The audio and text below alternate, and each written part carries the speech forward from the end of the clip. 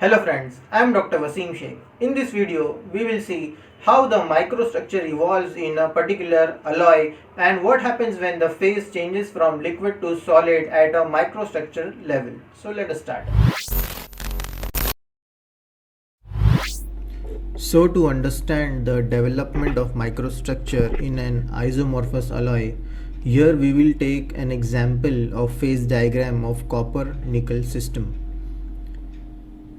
In this phase diagram, we will see the cooling of the copper nickel alloy. So here we want to know how the microstructure develops when the copper nickel alloy is cooling from a particular temperature with a particular composition. So here you see the system or the phase diagram of copper and nickel, and on the x-axis you can see weight percent of nickel, and on the y-axis you can see the temperature. Now let us consider a overall composition of an alloy, which we will consider as an example here of 35 weight percent of nickel or 65 weight percent of copper, and we will see how from liquid, when it is solidifying or when the temperature is coming down, what are the microstructural changes that are observed in the alloy. So this is the 35 weight percent of nickel, which is having the overall composition of the alloy. Consider point A now. Consider point A.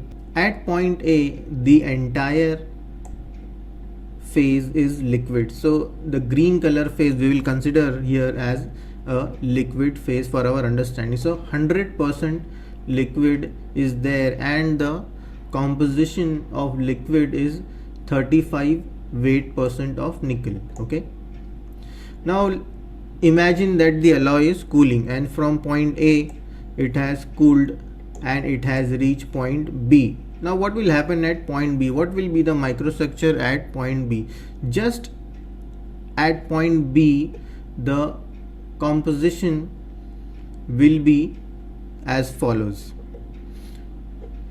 So the first thing, as I have told you earlier, that when we are at any of these solidus or liquidus line, we have to draw a tie line. So where we are coming and hitting two phases. So here we have a phase field of liquid and alpha. So it is a solid phase and a liquid phase. So we need to know what is the composition of liquid as well as solid at this particular point. So what we will do is we will draw a tie line. So this is called a tie line or an isothermal line, and now from this point it is touching point B, and then it is touching at some place on the solidus line.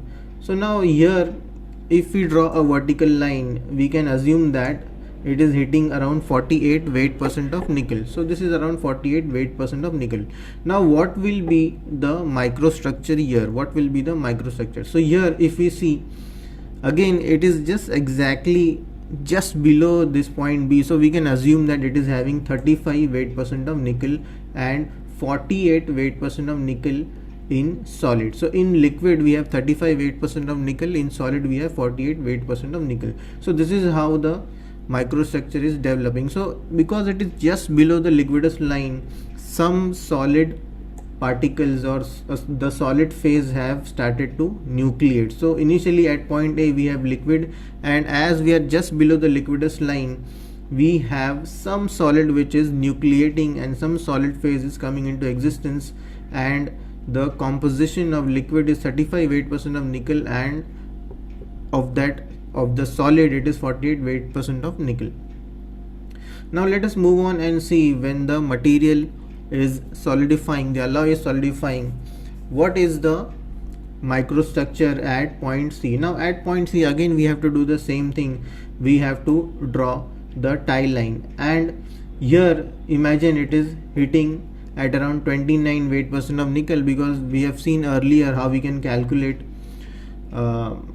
the overall composition. We have to draw a vertical line here, and assuming that it is just touching the x-axis at around 29 weight percent of nickel. Similarly here if we see, if we draw a vertical line from this point, it is supposed to touch at around 42. So now what does this signify? That of course there will be some more solid particles which are there and the solid phase is growing, but now here some liquid is always there because this is a phase field and we have liquid and alpha, both these phases are present here.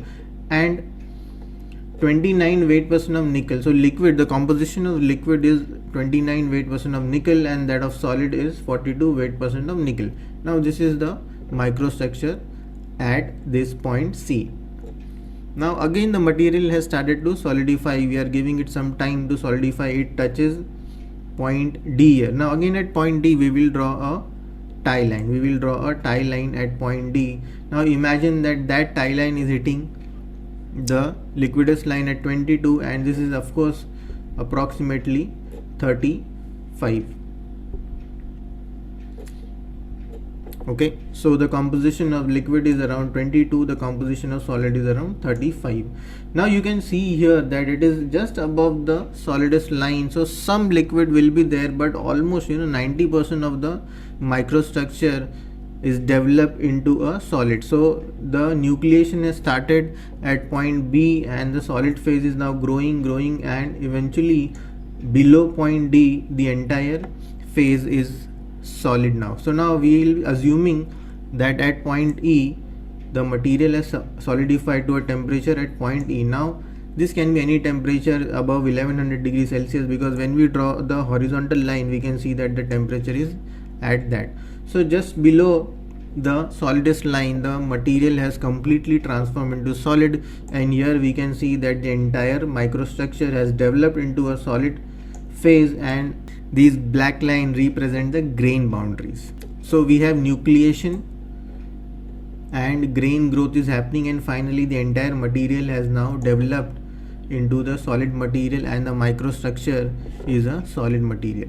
Here now again the composition of solid is 35 weight percent of nickel. So whatever we started, so only in between where we have the phase field there will be the distribution of nickel in such a way that it has to be distributed in both the phases. Above the liquidus line and below the solidus line the overall composition is same as that of the phase which is existent at that particular point. Now we have to note that the overall alloy composition remains unchanged during cooling even though there is a redistribution of copper and nickel between the microstructural as the photo tells us here. So the overall composition is of course 35, but there will be some redistribution of copper and nickel, and based on that we can see that in between we have some redistribution, but in the liquid we have the entire phase and the composition is 35 weight percent of nickel, which is equivalent to the overall composition of the entire material. Similarly in the solid phase, when the material is completely solid, the overall composition of the solid phase and the material is the same, and that is 35 weight percent of nickel. So I hope you understood about the development of microstructure, how the microstructure develops from a liquid phase into a solid phase. Thanks for watching. All the best.